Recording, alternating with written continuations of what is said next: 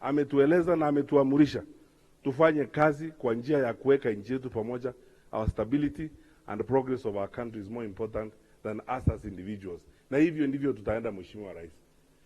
Nimalize kwa kushukuru sana na kwa kushukuru viongozi wote wa NEC na Mheshimiwa Rais kwa nafasi hii ya kutumikia chama chetu kama naibu wako, na pia majaliwa ya Mwenyezi Mungu kubeba bendera ya chama hiki chetu katika uchaguzi ujao katika kuwania kiti cha urais.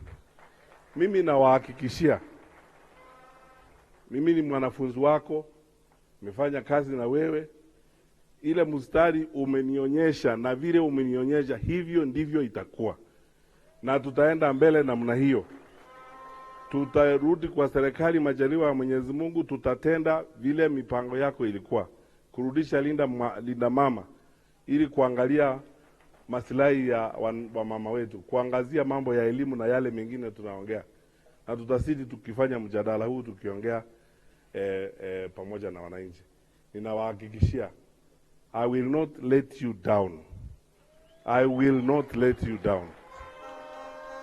And you will not be, you will not regret making this decision. By the grace of God, kwa majaliwa ya Mwenyezi Mungu, I promise you, I will step up to the responsibility. I will carry your hope and expectation faithfully. I will carry your character and your aspiration, that all of you people, led by our president, want a peaceful and well-managed country.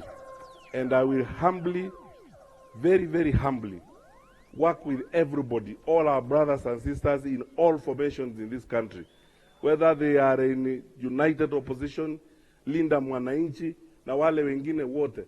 I will sit with all my brothers and sisters, provided we are traveling one direction to save this country from the madness that we are seeing going on in the country today. Tuombe Mwenyezi Mungu aendelee kutulinda tukiwa katika safari hiyo, na mimi nina hakika what will happen, Reverend Ndewa, as you prayed here, what will happen in this country ni yale Mungu mwenyewe atatuongoza tutende, na tukijinyenyekea mbele ya Mwenyezi Mungu, His good will be done, and we will get to the destination we are seeking to go.